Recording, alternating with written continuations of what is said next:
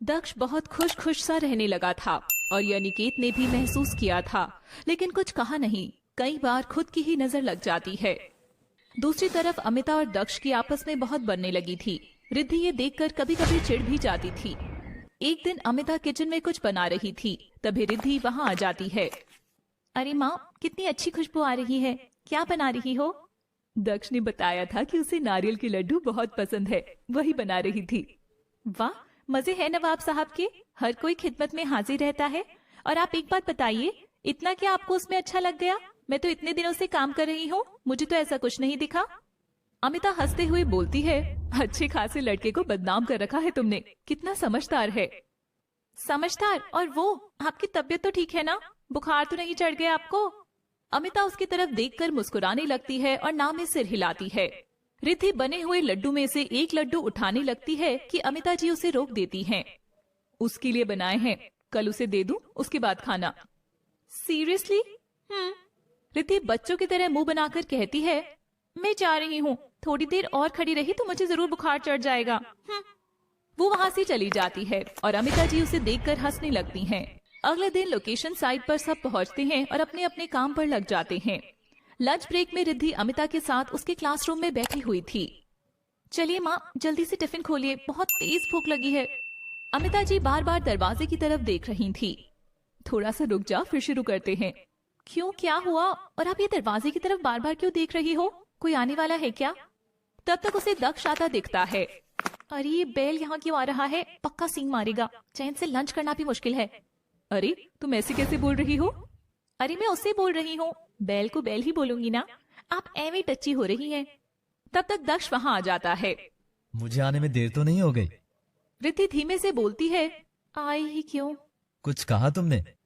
रिद्धि हड़बड़ाते हुए कहती है, नहीं सर, मैं तो ऐसे ही कह रही थी कि आप यहाँ कैसे, कोई काम था क्या? मैंने बताया तो था कल तुम्हें, नारियल के लड्डू बनाकर लाई हूँ मैं इसके लिए, वही देने थे। दक्ष उन दोनों के साथ बैठ जाता है और डब्बे में से एक लड्डू लेकर खाता है। बहुत अच्छे aunty ji, thank you so much. Riddhi भी लड्डू लेने के लिए हाथ बढ़ाती है, तभी दक्ष उसे देखकर बोलता है, आंटी मैं ये सारे लड्डू ले जाऊं? हाँ बेटा, तुम्हारे लिए ही तो है। रिद्धि धीरे से अपनी माँ से बोलती है, अगर ये सारी लड्डू ले जाएगा तो मैं क्या खाऊंगी? कल रात भी आपने नहीं खाने दिए। दक्ष उसकी बात सुन लेता है और अपनी हंसी कंट्रोल करता है। वो उसे चिढ़ाने के लिए जानबूझकर डब्बा बंद करके अपने पास रख लेता है। रिद्धि मुंह बनाकर उसे घूरने लगती है। चलिए आंटी, अब मैं चलता हूँ, शूट स्टार्ट हो गया है। मिस रिद्धि, आप भी लंच खत्म करके जल्दी आइए। रिद्धि चिढ़ते हुए बोलती है, जरूर, जैसा आप कहें। गुड। दक्ष वहाँ से चला जाता है। रिद्धि अपनी माँ की तरफ देखती है। देखा देखा आपने कैसा है ये, इसे पता था कि मेरा लड्डू खाने का मन कर रहा है, तब भी इसने पूरा डब्बा रख लिया।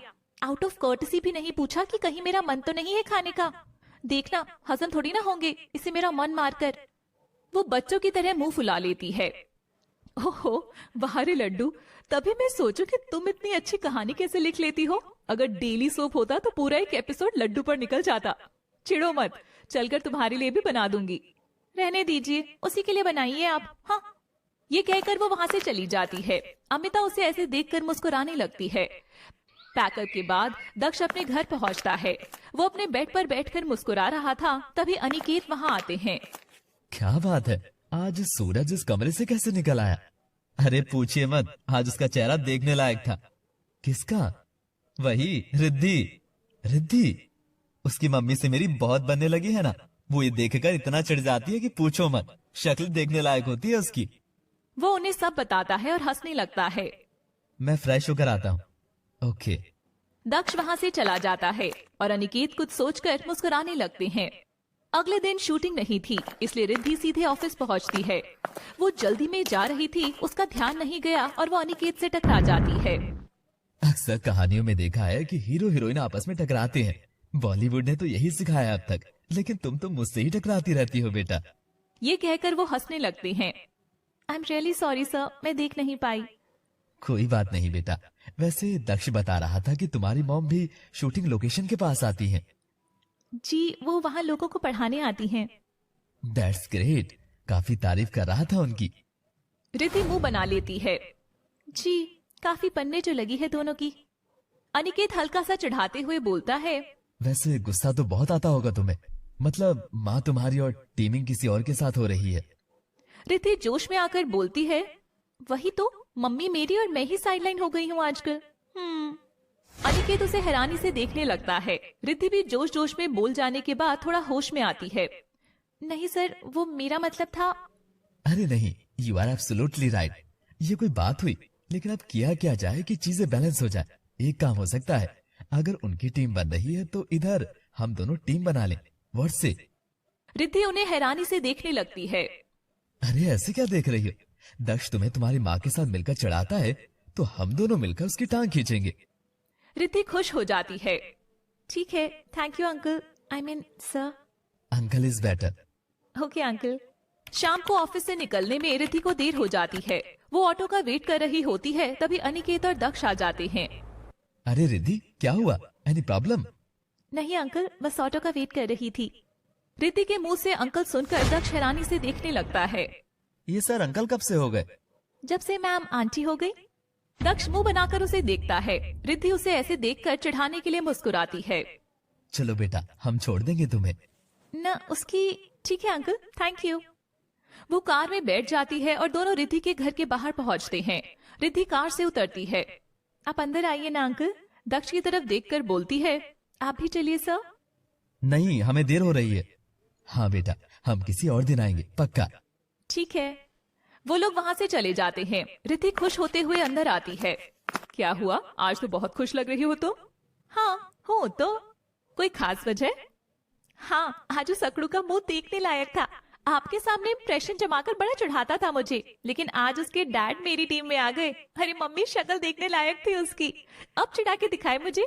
मैं बहुत खुश हूँ। चलिए मैं फ्रेश होकर आती हूँ।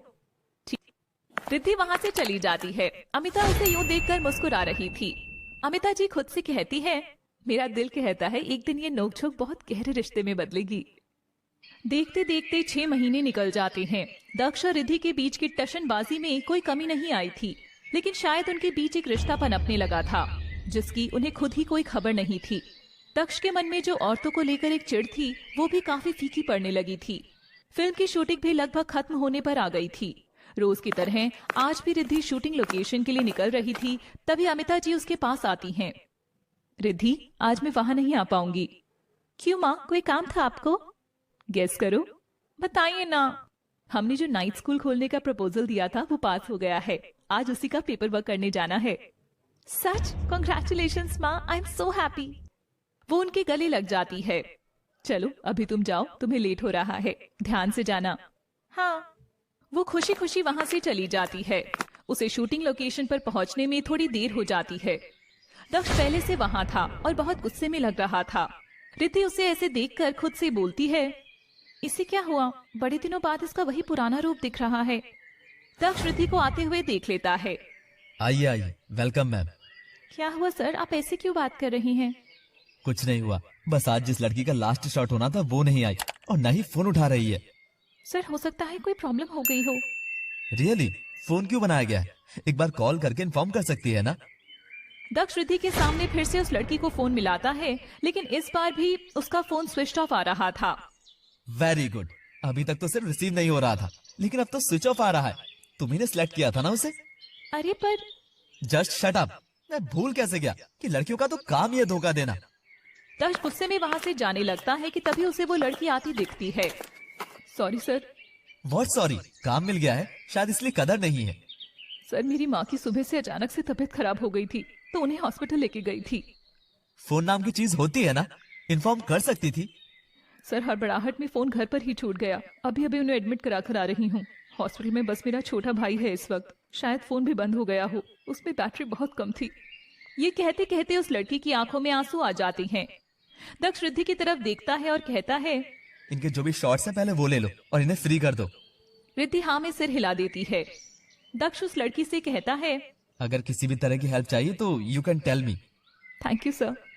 वो लड़की वहां से चली जाती है और रिद्धि और दक्ष एक दूसरे को देखने लगते हैं। रिद्धि उसे मुंह फेर लेती है और खुद से कहती है, अजीब आदमी है, ये कभी नहीं सुधर सकता। खामखा मेरे ऊपर बरस पड़ा, मेरी क्या गलती थी? रिद्धि का पूरा दिन मूड ऑफ रहा और वो दक्ष की तरफ देख भी नहीं रही थी। पैकअप के बाद सब घर के लिए निकलने लगते हैं। रिद्धि रोज अपनी माँ के साथ उनकी कार से चली जाती थी, लेकिन आज वो नहीं आई थी तो वो ऑफिस की कार के पास आती है। कार में बैठे लोगों में से एक लड़की रिद्धि से बोलती है, रिद्धि एक्चुअली तुम रोज अपनी मॉम के साथ चली जाती हो ना, तो मैंने अपनी कार लाना बंद कर दिया था। मैं ऑफिस की कार से ही आया जाया करती हूँ, इसलिए स्पेस फुल हो गई है। It's okay, I will manage. Office की कार वहां से चली जाती है। दक्ष रिद्धि के पास आता है। चलो मैं छोड़ दूंगा। इट्स ओके, मैं खुद मैनेज कर लूंगी, और वैसे भी लड़की हूँ, अकेले मेरे साथ जाएंगे तो अगर रास्ते में मैंने आपका खून कर दिया तो आप तो फिर इतने रईस होने का फायदा ही नहीं उठा पाएंगे। रिद्धि जाने लगती है कि तभी आसमान से बादल गरजने लगते हैं। अब ये बिन मौसम बादल क्यों गरज रहे हैं? दक्ष उसके पास आता है। देखो मौसम भी खराब हो रहा है, बहस मत करो। और वैसे भी अगर मैं चला गया ना तो कोई ऑप्शन भी नहीं रहेगा वापस जाने का। यहीं रहना फिर किसी गाय के तबेले में। मैंने कहा ना कि मैं नहीं जाऊंगी आपके साथ। दक्ष गुस्से से उसका हाथ पकड़ता है और उसे जबरदस्ती गाड़ी में बिठा देता है और खुद भी बैठ जाता है। ये क्या तरीका है? आप ऐसे। चुप। पहली बात, जिन्हें सीधे तरीके से बात समझ नहीं आती उन्हें ऐसे ही समझाना पड़ता है। और दूसरी बात, तुम मेरे ऑफिस की एम्प्लॉय हो और ऑफिशियल काम से यहाँ आई हो, तो तुम्हारी सेफ्टी ऑफिस की रिस्पॉन्सिबिलिटी है। इसलिए अपना मुंह बंद करो और चुपचाप चलो। रिद्धि बहुत चिढ़कर उसकी तरफ देखती है और चुपचाप बैठ जाती है। वो लोग थोड़ा आगे आते हैं कि तभी बारिश शुरू हो जाती है। ओफो, ये दिसंबर के महीने में बारिश। वो धीरे से खुद से कहती है, ये जो साथ में है कुछ सही कैसे हो सकता है? तभी उसका फोन बजता है। हाँ माँ, मैं रास्ते में हूँ, थोड़ी देर में पहुंच जाऊंगी। वो ये कह ही रही थी कि अचानक से गाड़ी रुक जाती है। रिद्धि फोन रखती है और दक्ष की तरफ देखती है। क्या हुआ, गाड़ी क्यों रोक दी? मैंने नहीं रोकी, अपने आप रुक गई। मैं देखता हूँ। वो छाता लेकर गाड़ी से बाहर आता है और गाड़ी का इंजन चेक करने लगता है। थोड़ी देर में रिद्धि भी छाता लेकर बाहर आती है और देखने लगती है। गाड़ी का इंजन जाम हो गया है, किसी मैकेनिक को बुलाना पड़ेगा। तो बुलाइए, इतने बड़े आदमी हैं आप, एक मैकेनिक नहीं बुला सकते? बड़ा आदमी तो हूँ, पर मौसम पर बस नहीं है मेरा। इतनी बारिश में कोई कैसे आएगा? रिद्धि थोड़ा परेशान होते हुए, तो फिर अब क्या करेंगे हम लोग? तब बहुत तेज हवा का झोंका आता है और दोनों के छाते उड़ा ले जाता है। दोनों भीगने लगते हैं। दोनों एक पेड़ के नीचे आकर खड़े हो जाते हैं। ये मौसम का जादू है मितवा। ये गाना 90s का कोई हो या आज का बच्चा, शायद ही किसी ने ना सुना हो। चाहे कोई भी सीरियल हो या प्ले, इस गाने के बाद यूं कहे कि इस गाने के शब्द सुनते ही हीरो हीरोइन की जिंदगी में कुछ ना कुछ बदलने ही लगता है। तो क्या ये मौसम इनकी जिंदगी का मौसम बदलेगा या यूं ही बीत जाएगा? जानने के लिए देखते रहिए इस प्यार को क्या नाम दूं कहानी का अगला भाग, सिर्फ और सिर्फ